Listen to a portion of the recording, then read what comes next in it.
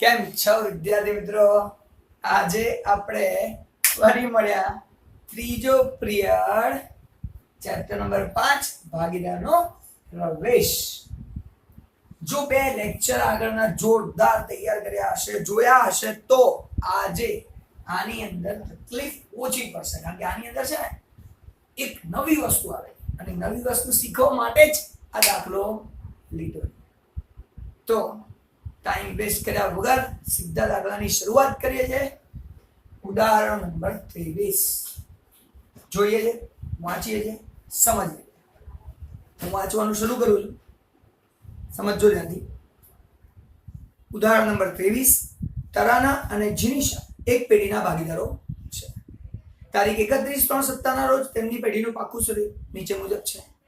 સાહેબ, હવે પાકું શરીર આપેલું છે, એને અત્યારે આપણે જોવાનો નથી, પછી જોઈએ છે. આગળ જઈએ, આગળ વાંચીએ તો લખ્યું છે તારીખ 1/4/17 થી તેઓએ રિહાનને નવા ભાગીદાર તરીકે દાખલ કર્યો. પ્રવેશની શરતો નીચે મુજબ નક્કી કરવામાં આવે છે. તો આટલી વસ્તુ વાંચ્યા પછી, ઉપરની વસ્તુ નીચેની વસ્તુ વાંચ્યા પછી સાહેબ અહીંયા લખવાનું આવે તરાના અને જીનિશા ભાગીદારો છે, રિહાન નવો ભાગીદાર તરીકે દાખલ થાય છે. બધું આટલું. સાહેબ નફા નુકસાનનું પ્રમાણ હજી સુધી ખબર નથી, આગળ વાંચીએ પછી ખબર પડશે. ચલો આગળ વાંચીએ, સમજો ધ્યાનથી. પછી લખ્યું છે હવાલા નંબર 1. રિહાન મૂડી તરીકે 2 લાખ અને તેના ભાગની પાઘડી પૈકી 18,000 રોકડા લાવશે. સાહેબ રોકડા લાવશે, ટેન્શન નહીં, ગયા લેક્ચરમાં જોઈ ચૂક્યા છીએ. રોકડા આવે શું કરવાનું? આપો અસર. આજે અહીંયા આમનો તમારે કહેવાની, મનમાં બોલો, સમજી રહીશ. એટલે તમે લોકો રોકડ આવે છે, આવે તો ઉધાર શીખ્યા છીએ આપણે. તો 2 લાખ રૂપિયા મૂડી તરીકે લાવે છે, તો રોકડ ખાતે ઉધાર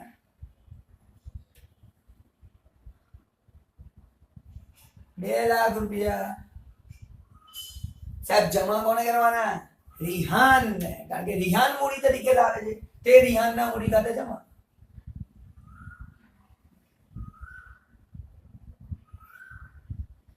મૂડી ખાતે જમા. તમને બધાને ખબર છે, ખાના પાડીને પરફેક્ટ કરવાનું, કમલસર કરે એવું કરવાનું નહીં, ધ્યાન રાખવાનું. બરાબર? વિગત ખાપા ઉધાર જમા. તારીખ લખી હોય તો તારીખ પણ લખી શકે, પણ આમાં કશું છે નહીં. ક્રમ લખો 1 2 3 4 આમનો ધોરણ. સાહેબ પહેલી આમદત પતી, બીજી આમદત હજી 18,000 રૂપિયા પણ લાવ્યો છે, તો લખો 18,000 રૂપિયા રોકડ ખાતે ઉધાર.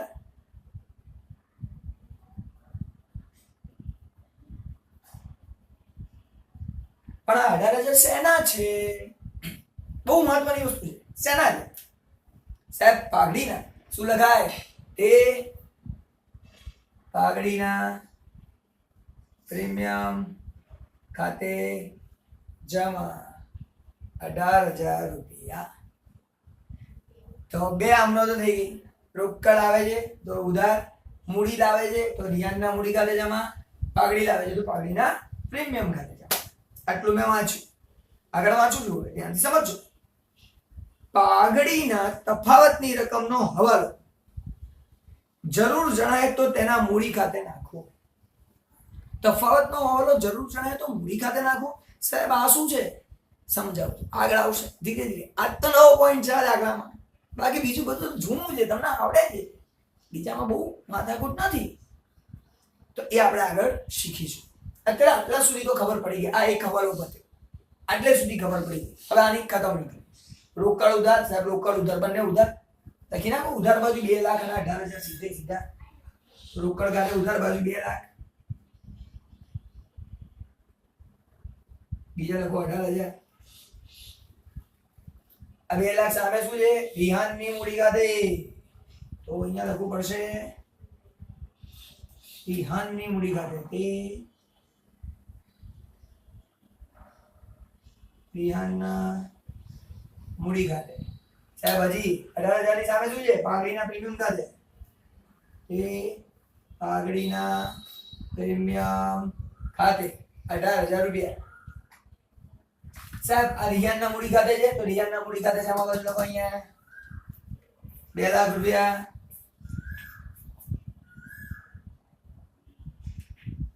અને આની સામે લખવાનું છે આપણે રોકડ ખાતે.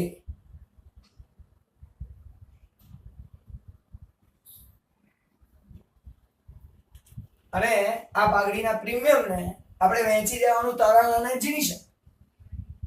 જો તરાનાએ ત્યાગ કર્યો હોય તો બધું તરાનાને આપી દો, જો જીનિશાએ ત્યાગ કર્યો હોય તો બધું જીનિશાને આપી દો, જો બંને ત્યાગ કર્યો હોય તો બંનેના ત્યાગના પ્રમાણમાં આ 18,000 ની વહેંચણી કરો. આવું આપણે ગયા લેક્ચરમાં શીખી ચૂક્યા છીએ. પણ સાહેબ અહીંયા ત્યાગ ક્યાં છે? આવશે પછી કરીશું. આગળ વાંચું. નફા નુકસાનનું નવું પ્રમાણ 4-3-3 રાખવામાં આવશે એવું લખ્યું. તો 4-3-3 નફા નુકસાનનું નવું પ્રમાણ છે. તો સાહેબ એ તો નવું છે. 4-3-3 આ તો નવું પ્રમાણ છે. જૂનું ક્યાં છે? આખું જોઈ લઈએ. જૂનું સાહેબ છે જ નહીં. જૂનું પ્રમાણ જ નથી. આપે ટેન્શન નહીં લેવાનું. જૂનું પ્રમાણ નથી એટલે 1932 નો ભાગીદારી કાયદો ચેપ્ટર નંબર 1 યાદ કરો. શું લેવાનું? સરખું. સાહેબ જૂનું પ્રમાણ 1-1 હશે. શૂન્ય રિહાન તો હતો જ નહીં, એનું તો શૂન્ય હોય. આગળનાનું બધાનું 1-1 હશે. સરખું પ્રમાણ એ લોકો લેતા હશે. સાહેબ જૂનું મળી ગયું, નવું મળી ગયું. હમણાં તો વાત થઈ આ ત્યાગના પ્રમાણમાં વહેંચો. કેવી રીતે વહેંચો? ત્યાગનું પ્રમાણ મળી જશે. હવે જૂનું -9 ત્યાગ શોધી કાઢીએ આપણે. અહીંયા ગણતરી કરો, સમજો. તરાના, જીનિશન અને રિહાન છે 1-1-0 4-3-3 સરવાળો કરીએ. 1 ને 1 2 ભાગ્યા 2 ભાગ્યા આનો સરવાળો કરીએ 10 ભાગ્યા 10 ભાગ્યા 10 ભાગ્યા 10. આ છે જૂનું, આ છે નવું. જૂનામાંથી નવું બાદ કરો, ત્યાગ મળી જાય. શોધો બધાનો ત્યાગ. શોધીએ. ચલો તરાનાનો ત્યાગ શોધીએ, પછી જીનિશાનો શોધીએ, પછી રિહાનનો. 1/2 તરાનાનું જૂનું પ્રમાણ, નવું પ્રમાણ 4 દશાંશ. અહીંયા 1/2 3 દશાંશ, 1/2 - 3 દશાંશ. અહીંયા તો સાહેબ 0/2 -3 દશાંશ. એટલે સુધી તો પત્યું. હવે તમારી જોડે બે રીત છે. આ દાખલા આપણે ગણી ચૂક્યા છીએ. લસા લઈને કરી શકો છો.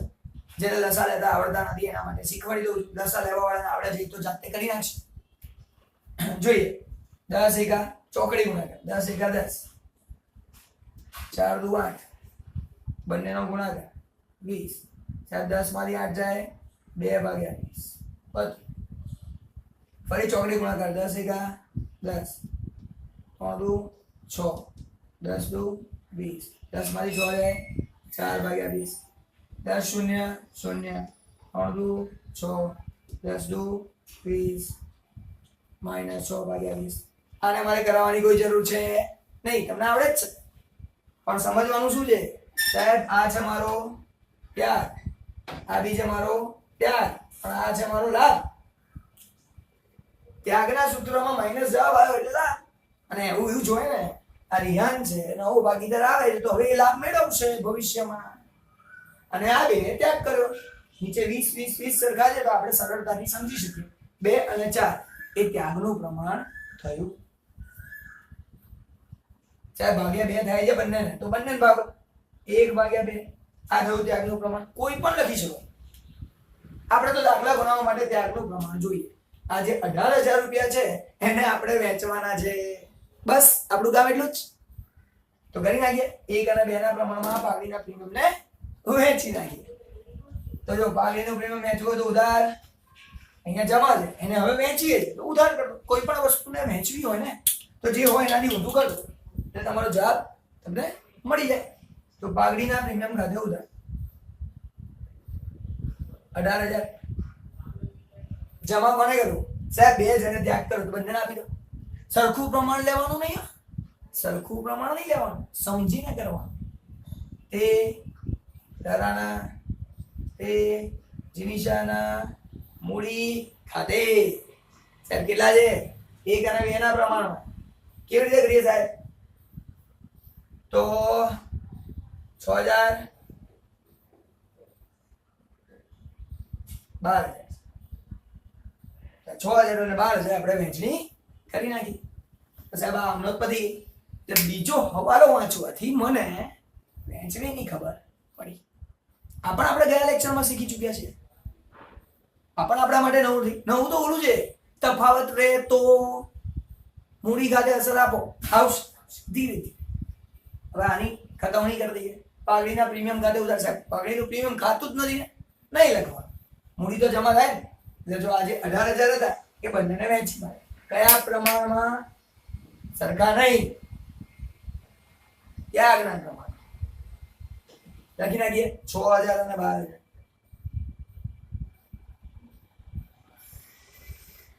અને સામે નામ લખવાનું છે પાઘડીના પ્રીમિયમ ખાતે.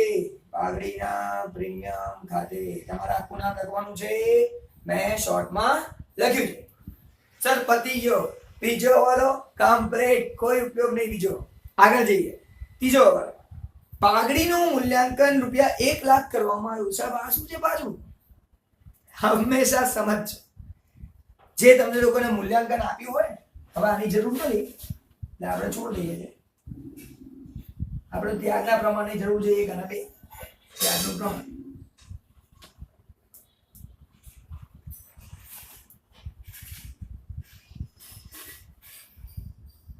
આ લોકોનું ત્યાગનું પ્રમાણ હતું એ ખાસ જરૂરી.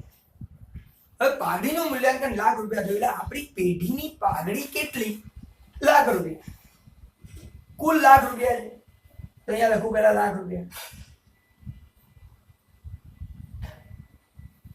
હવે આ ₹1 લાખમાં આ ત્રણે ભાગીદાર હવે ભાગીદારોના થયા. આ ₹1 લાખમાં આજે નવો ભાગીદાર આવ્યો ને એની જોડેથી આપણે પૈસા કેટલા લેવાના? જેટલો ભાગ એને આપણે આપ્યો એટલો. એને કેટલો ભાગ આપ્યો? સાહેબ 3 ભાગ આપ્યો. 3 ભાગ્યા 10 ખબર હોય તો એ ભાગ પ્રમાણે આપણે આ પાઘડીમાંથી એની જોડે પૈસા લેવા પડે. કારણ કે આ તો પાઘડીની કુલ રકમ છે. બધી એ ના લાવે. એને જેટલો ભાગ મળવાનો છે એટલી જ રકમ એને લાવવાની હોય. તો એને ભાગ મળવાનો છે 3 ભાગ્યા 10. તો આને ગુણ્યા 3 ભાગ્યા 10 કરો. મીંડું ગયું. 3 × 3 ₹30,000. તો નવા ભાગીદારે ₹30,000 ધંધામાં લાવવા પડે. કેટલા લાવવા પડે? ₹30,000. હવે આ તો આનું કેટલા લાવવા? ₹18,000. એટલે એ હવાલામાં લખેલું હતું. એ હવાલામાં કેમ લખ્યું એ લોકોએ ખબર છે? એટલે જ લખ્યું કે જો તફાવતની રકમ હોય પાઘડીની તો મૂડી ખાતામાં અસર આપો. આપણે એ જ કરવાનું છે. સાહેબ 30,000 લેવાના હતા, એને આપણને 18 જ આપ્યા છે. કાપી નાખો ₹18,000. એ તો આપણને મળી ગયા. કેટલા મળવાના બાકી છે? સાહેબ ₹12,000 મળવાના બાકી. અને આજે પૈસા મળવાના બાકી છે એ હજી આપ્યા નથી. તો આ તફાવતની રકમ એના મૂડી ખાતામાંથી કાઢી નાખો. એના મૂડીમાં બાદ કરી દો. એટલે જો મૂડી લાવે છે તો જમા કરી દે. હવે મૂડીમાંથી કાઢવાના છે. મૂડી ખાતું ઉધાર કરી દઈશું. તો અહીંયા લખીશ કોના ખાતામાં? કોણ જોડે લેવાના છે? સાહેબ રિહાન પાસે લેવાના. રિહાન ખાતે ઉધાર. રિહાન ના મૂડી ખાતે ઉધાર ₹12,000. અને આ 12,000 આપવાના કોને? પાઘડીની રકમ કોણ લઈ જાય? જે ત્યાગ કરે એ. સાહેબ 2 જણે ત્યાગ કરેલા, તારાના જીનિશા. આપી દો એને.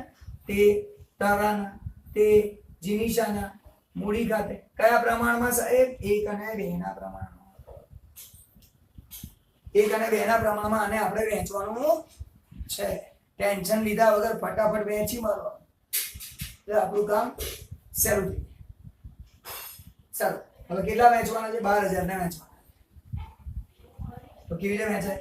12,000 ગુણ્યા 1/3. બીજી ગણતરી 12,000 ગુણ્યા 2/3. 4 × 12 4 × 4 એટલે ₹4,000 જવાબ આવ્યો. અને બીજો 4 × 12 3 × 2 6,000 જવાબ આવશે. એટલે 4 અને 6 અહીંયા વહેંચી દેવાના. પતી ગયું છે. લો આમનો થઈ ગઈ. આમનો સારી રીતે જો ફરી કહું આપણે આની શું કરીશું? ખતવણી. સાહેબ રિહાનના મૂડી ખાતે ઉધાર આવી. રિહાનના મૂડી ખાતે ઉધાર બાજુ કેટલી રકમ છે? 12,000 રૂપિયા.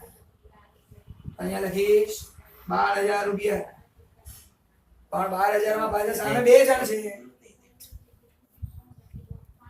3 દૂન 6, 4 તરી 12, 4 દૂન 8,000 રૂપિયા. એટલે 8 ને 4 થશે, સોરી. એટલે 8,000, 8 ને 4 12 થઈ ગયા. એટલે 8 ને 4 લખવા પડશે. તો અહીંયા 12,000 રૂપિયા કરવા હોય તો સામે બે છે, 4,000 અને 8,000. 4,000 કોના છે સાહેબ? તરાના. તે તરાનાના મૂડી ખાતે. બીજું છે સાહેબ જીનિશા. એ જીનિશાના મૂડી ખાતે. હવે સાહેબ જમા કરવાનું છે આ બંને ખાતા. એ બંને ખાતામાં જમા બાજુ 4,000, 8,000. સામે નામ લખવાનું છે રિહાનના મૂડી ખાતે. આ વસ્તુ આપણે 11 માં શીખ્યા છીએ, અત્યારે નથી શીખતા. અત્યારે તો ખાલી એનો ઉપયોગ કરીએ એટલે આપણું કામ પૂરું. ચલો આગળ જઈએ. પાઘડીનું મૂલ્યાંકન એટલે જે ઓલું આગળ આપી દઉં તફાવતની રકમ મૂડી ખાતે નાખો એટલે આ તફાવત કહેવાય. કે એને પાઘડીના લાવવાના હતા 30, લાવ્યો 18, બાકીના 12 બાકી છે જે આપણે હવે અસર આપવાની છે. આગળ જઈએ, સમજીએ વાતને. હવાલા નંબર 4. કારીગર વળતર પેટે 8,000 નો દાવો મંજૂર કર્યો. એટલે કારીગરને આપણે 8,000 રૂપિયા આપવાના થયા. હવે ટેન્શન લેવાનું નહીં. આપણે કારીગર વળતર અનામત પાક્કા સરિયામાં આપેલું છે. એનો મતલબ કે મેં કારીગરો માટે પૈસા સાઈડમાં મૂકેલા હતા. તો કારીગર વળતર અનામત 12,000 રૂપિયા આપેલું છે. તો 12,000 રૂપિયાની જ્યારે વાત કરીએ, 12,000 આપણને આપેલું છે. તો 12,000 માંથી મારે 8,000 ચૂકવવાના થયા. મેં અનામત તો રાખ્યા હતા એટલે વધારાનું નુકસાન કશું નથી થયું. પણ 12,000 રૂપિયા પાકા સરિયામાં જે આપેલા છે એમાંથી 8 આપવા પડશે. તો 8 મારું દેવું કહેવાશે. અહીંયા લખીશ કારીગરનો દાવો 8,000 રૂપિયા.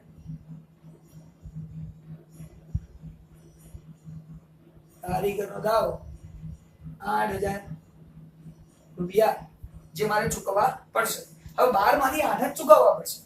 બાકીના 4 શું? એને કોઈને ચૂકવવાના નથી. આપણા પોતાના જે ભાગીદારોના છે. ભાગીદારોને વેચી મારો. સાહેબ કયા પ્રમાણમાં વેચવાના? જૂના પ્રમાણમાં વહેંચણી કરવાની. જૂના પ્રમાણમાં વહેંચણી કરવાની. જૂનું પ્રમાણ છે એક કરીને 4,000 ને વહેંચી દો. 2,000 રૂપિયા અડધા. કારણ કે 12 માંથી 8 ચૂકવવાના એટલે 4 ને આપણે વહેંચવા પડશે. અહીંયા લખીશ કારીગર અકસ્માત વળતર ભંડોળ જે તમને લોકોને પાક્કા સરિયામાં આપેલું છે. આગળ જઈએ, સમજીએ. એના પછીનો હવાલો. રોકાણો રૂપિયા 48,000 માં જીનિશા લઈ જશે. હવે રોકાણ લઈ જશે 48,000 રૂપિયા. આપણને રોકાણો કેટલા આપ્યા છે સાહેબ? 50,000 ના આપ્યા છે અને લઈ જશે 48 માં. આવું કેવી રીતે ચાલે? એટલે 2,000 નું આપણને નુકસાન કરાવી. કઈ નહીં, લઈ જાય છે. શું કરીએ? 48 માં લઈ ગઈ. હવે આપણે શું કરતા હોઈએ છીએ ધ્યાનથી સમજો. 50,000 ના રોકાણો આપેલા છે તો રોકાણો લખીએ છીએ અહીંયા 50,000.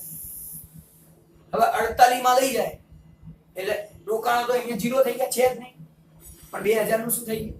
નુકસાન થઈ ગયું. તો સામાન્ય રીતે આપણે અસર કઈ આપીએ ધ્યાનથી સમજો. સામાન્ય રીતે અસર શું આપે? અહીંયા 0 થઈ ગયા. જીનિશા લઈ જાય છે, લેનાર ખાતે ઉધાર. આપણે ખબર છે લેનારના ખાતામાં ઉધાર લખો તો જીનિશા ખાતામાં ઉધાર લખો 48,000 રૂપિયા. અને આ રકમ છે રોકાણ કે રોકાણો ખાતે 2,000 નું નુકસાન થયું સાહેબ. શેર નુકસાન થયું એટલે આપણે ક્યાં લખીએ છીએ? સામાન્ય રીતે અહીંયા 2,000 રૂપિયાનું નુકસાન.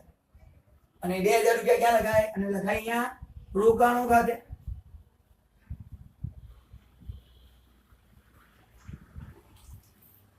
રોકાણો ખાતે. હવે સાહેબ આવું રોકાણો ખાતે લખીશ કારણ કે નુકસાન થયું છે. તો સામાન્ય રીતે આટલે સુધી વાત તમારી સાચી છે, આવું થાય. પણ આ દાખલામાં થોડોક ટ્વિસ્ટ છે. તમારા પાકા સરવૈયામાં જવાબદારી બાજુ, મૂડી દેવા બાજુ રોકાણ વધઘટ અનામત આપ્યું છે અને એ રોકાણ વધઘટ અનામત છે 4,000 રૂપિયા. હવે રોકાણ વધઘટ અનામત જે છે મૂડી દેવા બાજુ એ શેના માટે હોય પહેલા તો એ વિચારો. જો રોકાણોમાં ઘટાડો થાય તો રોકાણ વધઘટ અનામતનો ઉપયોગ થાય. સિમ્પલ. હવે આપણે વિચાર્યું હતું રોકાણ વધઘટ અનામત 4000 રાખ્યું છે, એનો અર્થ કે મેં વિચાર્યું હતું કે રોકાણો 4000 કિંમત ઘટશે પણ નુકસાન થયું ખાલી 2000 નું. કેમ? જીનિશા લઈ ગઈ 48 માં, તો નુકસાન ફક્ત 2000 નું થયું. તો જે અનામત મેં રોકાણો માટે રાખ્યું હતું 4000, એમાંથી 2000 નુકસાન કાઢી નાખો સાહેબ, તોય 2000 વધ્યા, ફાયદો થયો. વિચાર્યું તું 4 નુકસાન થશે, 2 જ નુકસાન થયું, 2000 રૂપિયાનો ફાયદો થયો, અનામત વધી. તો જ્યારે એવું થાય ત્યારે અહીંયા લખાય નહીં. આ રોકાણોની રકમ અહીંયા આપણે લખી શકીએ નહીં. રોકાણો આપણે લખવાના નથી, નુકસાન અહીંયા લખવાનું નથી. નુકસાન ક્યાંથી બાદ થાય? તમને મૂડી દેવા બાજુ રોકાણ વધઘટ અનામત આપ્યું છે એ 4000 છે, એમાંથી બાદ કરવાનું.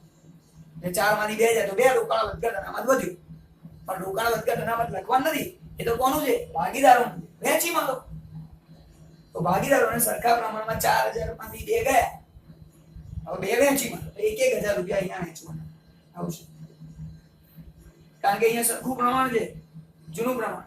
એને કોણ? રોકાણ વધઘટ અનામત. સિમ્પલ. મોસ્ટ આઈએમપી પોઈન્ટ છે, ધ્યાનથી સમજજો, તકલીફ ના થવી જોઈએ. જઈએ જે આગળ. રોકાણ પછી મળવાનું બાકી વ્યાજ 6000 નોંધેલ નથી, કોઈ ટેન્શન નથી, મળવાનું છે. લખી નાખો, આવક છે, મળવાનું બાકી વ્યાજ, ફાયદો થઈ ગયો. એફપી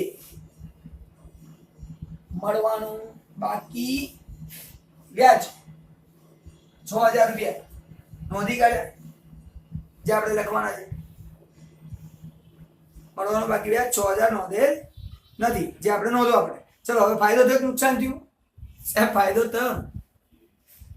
એફી લખો અહીંયા, મળવાનું બાકી વ્યાજ 6000 રૂપિયા. એટલે પુનઃ મૂલ્યાંકન કાલે જવા, એ તો તમને ખબર જ છે. આગળ જઈએ છીએ 7 નંબરનો વાળો. લેણદારોએ લખેલી દેવી હુંડી 10000 સ્વીકારેલ, જે ચોપડે નોંધવાની બાકી છે. હવે સમજો, મારા લેણદારો છે એ મેં સ્વીકાર્યા છે, એમને દેવી હુંડી લખીને આપી દીધી. એટલે હવે લેણદારો નથી રહ્યા, હવે દેવી હુંડી થઈ ગઈ. એટલે લેણદારોનું રૂપાંતર થઈ ગયું દેવી હુંડીમાં, પણ લખવાનું રહી ગયું. તો અહીંયા લેણદારો આપેલા છે તમને પાક્કા સરિયામાં 30000 રૂપિયા. તો અહીંયા જો લખું હું લેણદારો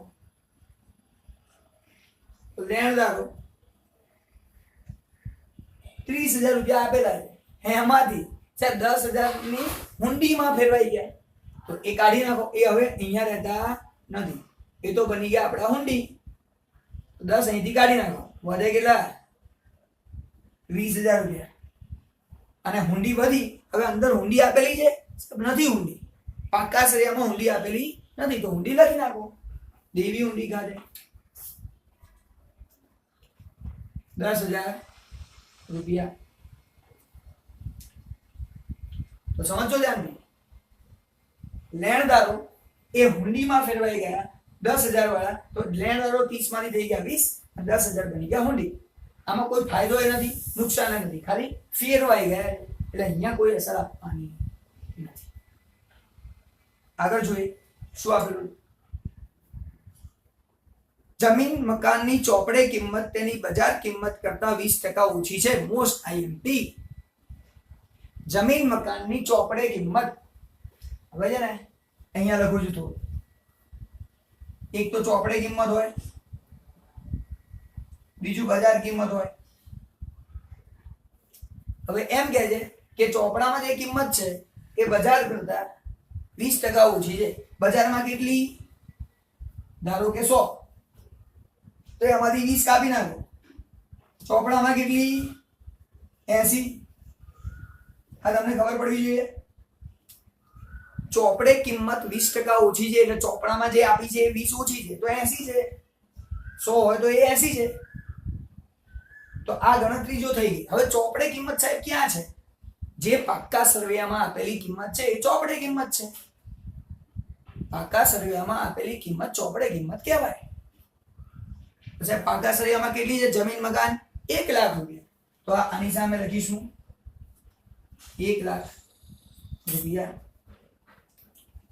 હવે ગણતરી કરવી પડશે. સાહેબ 80 એ 1 લાખ તો 100 એ કેટલા? કારણ કે આપણે તો બજાર કિંમત લખવાની હોય. આખર સ્ટોક હોય તો વિચારવાનું કયું ઓછું છે ને વધારે છે, પણ આ આખર સ્ટોક નથી, તો વસ્તુ છે એટલે આપણે એના માટે તો આવી રીતે જ વિચારવાનું આવશે. તો ગણતરી કરીએ. 100 ગુણ્યા 1 લાખ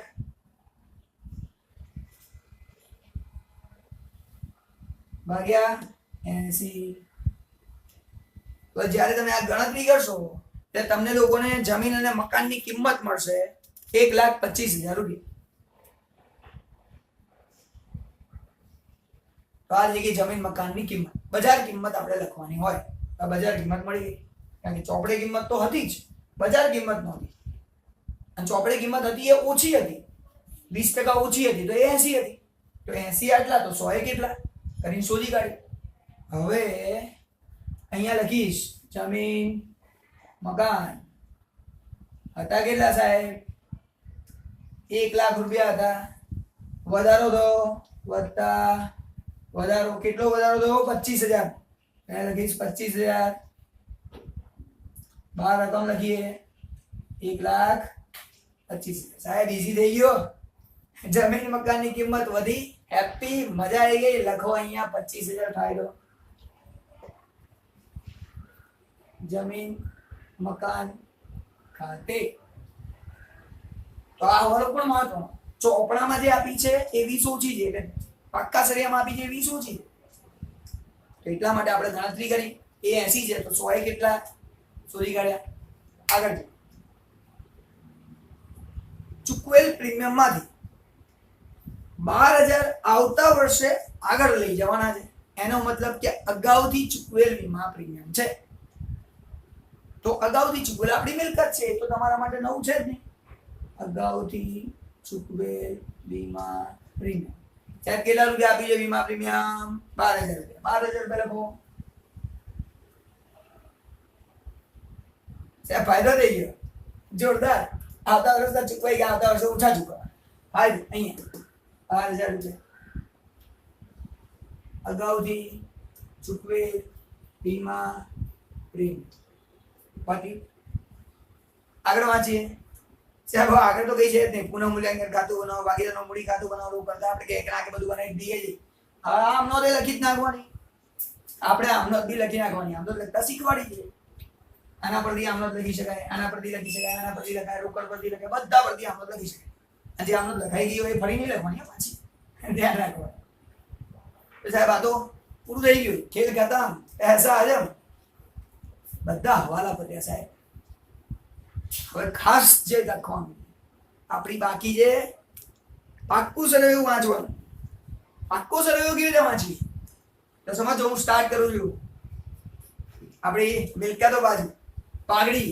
હવે મિલકત બાજુ પાઘડી આપીને બહુ ટેન્શન લેવાનું નહીં, વહેંચી દેવાની આંખો બંધ કરીને. અહીંયા ભાગીદારોમાં મિલકત એટલે ઉધાર, ઉધાર એટલે ઉધાર બાજુ વહેંચણી કરો. ચલો ફટાફટ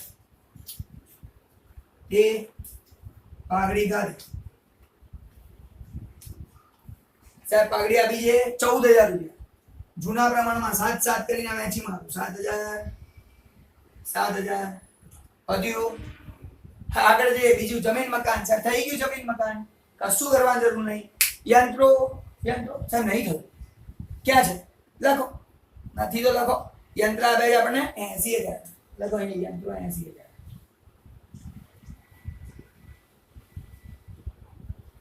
આગળ જોઈએ સાહેબ.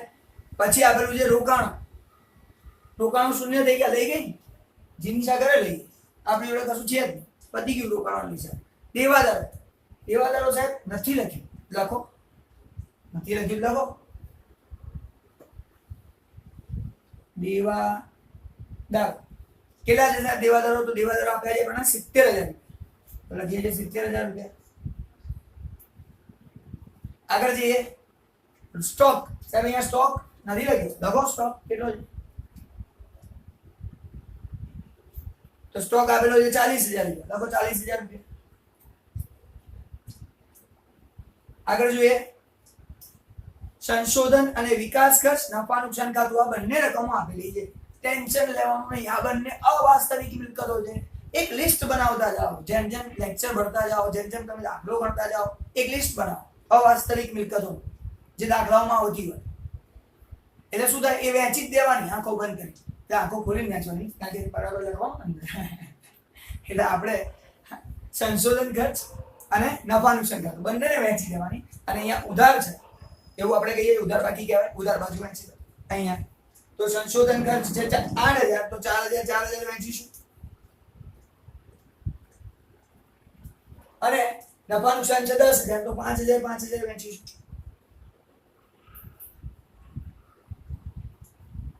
એ સંશોધન ખર્ચ એ નફા નુકસાન ખાતું વેચાઈ ગયું છે.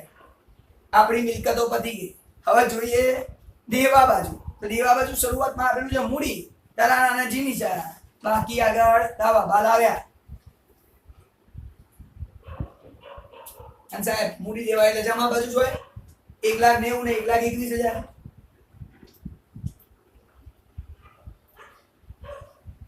આની તો હોય નહીં, આ તો નવો છે, હમણાં લાવ્યો 2 લાખ. સિમ્પલ. આગળ જઈએ.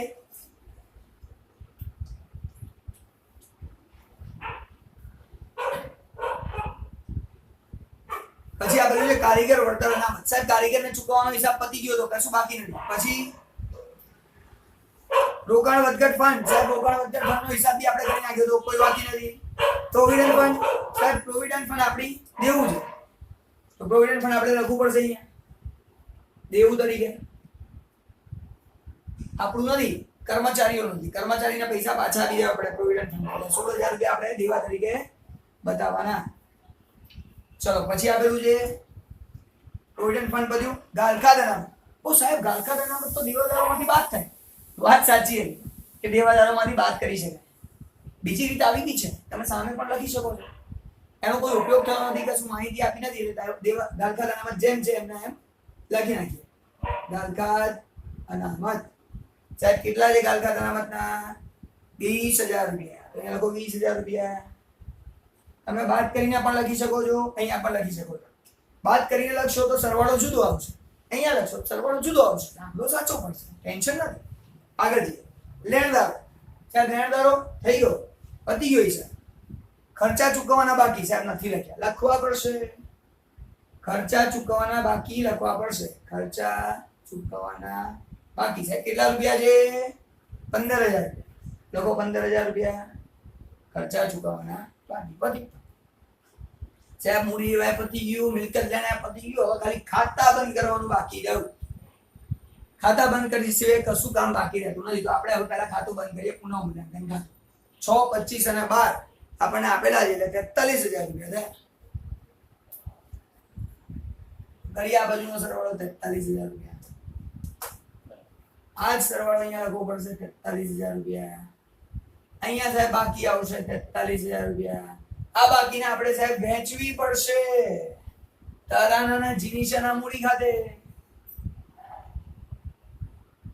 વહેંચી નાખો. કયા પ્રમાણમાં? જૂનું સરખું હતું, વહેંચો સરખા પ્રમાણમાં. એક અને જ્યારે તમે 43,000 ભાગ્યા 2 કરી દેશો એટલે 21,500 તમારો જવાબ આવશે.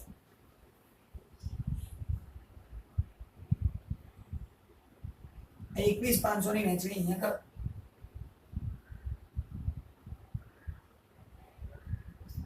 લખવાનું પુનઃ મૂલ્યાંકન ખાતે. કૌંસમાં લખી શકો છો નફો. આ બાજુ તો ખોટ, આ બાજુ આવે. હંમેશા ક્રોસ થાય, હંમેશા. ચાલો રોકડ ખાતું બંધ કરીએ. સાહેબ કરો બંધ. પણ રોકડમાં સાહેબ બાકી તો રહી ગઈ. ક્યાં છે બાકી? આગળ આવે ક્યાં છે? તો લખેલું છે તમને, આપેલું છે રોકડ 40,000 રૂપિયા. અહીંયા લખો બાકી, આગળ લાવ્યા રોકડના 40,000 રૂપિયા. જે તમને આપેલું છે જે ઉપર જ લખાય. હવે સાહેબ અહીંયા રોકડ ખાતામાં 40, 2 લાખના 18 લાખ, 2,58,000 થયા. 2,58,000, 2,58,000 બાકી પણ 2,58,000 અને બાકી આગળ લઈ ગયા. આજે લઈ ગયા ક્યાં લઈ જાઓ? ક્રોસ ઉધાર બાજુ પાકા છે પણ સાહેબ ઉધાર તો અહીંયા હોય તો અહીંયા લખો રોકડ મિલકત છે આપણી 2,58,000 સાહેબ છેલ્લું હવે આ ખાતું બંધ કરીએ હવે આ ખાતું બંધ કરવા માટે એક વખત ટેલી તો કરવું પડશે ને ભાઈ ટેલી કર્યા વગર બંધાય નહીં જોઈ લઈએ છે 190 છે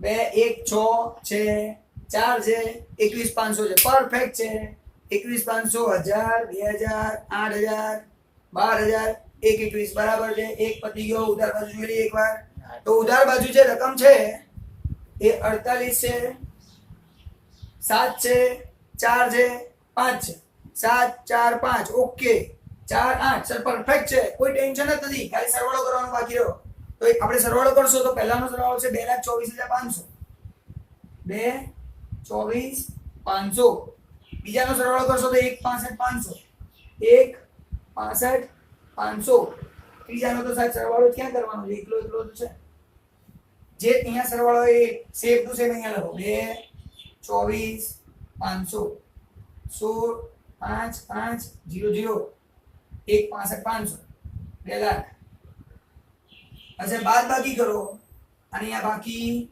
શોધો જેને આપણે કહીશું આ લઈ ગયા સાહેબ બાકી આગળ લઈ ગયા કેટલા છે શોધી કાઢીએ રકમ 2,08,500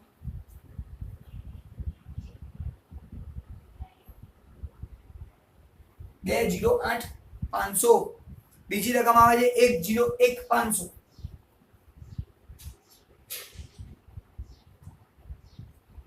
અને ત્રીજી રકમ આવે છે આપણી 1,88,000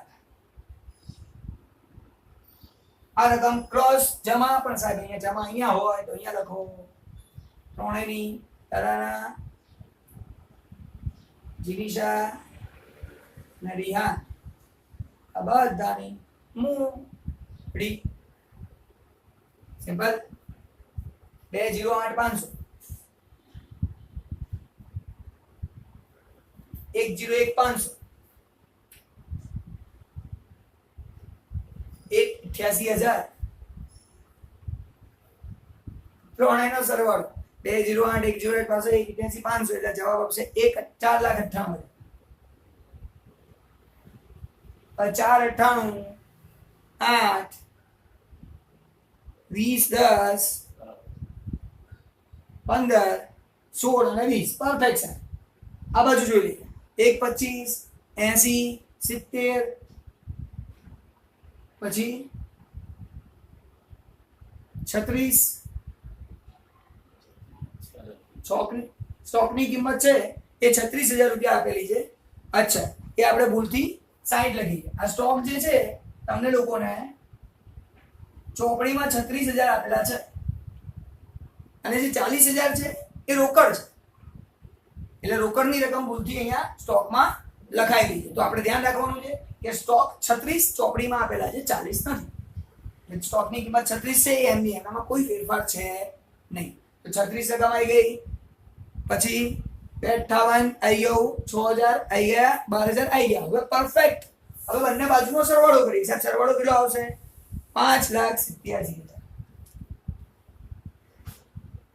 5,87,000 અહીંનો સરવાળો પણ 5,87,000 બંને બાજુનો સરવાળો પહેલી થશે ધ્યાન રાખજો ચોપડીની અંદર આ 40 રોકડ હતા અહીંયા 36 સ્ટોક છે તો સ્ટોકની કિંમત જે છે એની એ રાખી એમાં કોઈ હવાલો છે નહીં અહીંયા આપણો દાખલો 100% પૂરો થાય છે તો આની અંદર નવી વસ્તુઓ શું હતી ફરી સમજી લઈએ પાઘડી આટલી લાવો એ તો આવડે એને વેચતા પણ આવડે પણ જે પાઘડીની ગણતરી આવી એના પરથી આપણે શોધ્યું કે એને કેટલા લાવવા જોઈએ એના પ્રમાણમાં વિહાનના પ્રમાણમાં 30 લાવવા જોઈએ એ 18 જ લાવ્યો તફાવતની રકમ મૂડી ખાતામાં નાખી દો તો નાખી દીધી મૂડી ખાતામાં દાખલો પતી બીજું અહીંયા નુકસાન લખવું જોઈએ રોકાણોનું 2,000 રૂપિયા પણ લખ્યું નહીં કારણ કે રોકાણ વધઘટ અનામત આપી દીધી તો અનામતમાંથી પહેલા બહાર થાય પછી જે વેચવાનું આ બધી વહેંચણીઓ કરી આટલી વસ્તુ ધ્યાન રાખો એટલે દાખલો ક્લિયર મળીએ છે નવા લેક્ચરમાં નવા દાખલા સાથે નવા કોન્સેપ્ટ સાથે બાય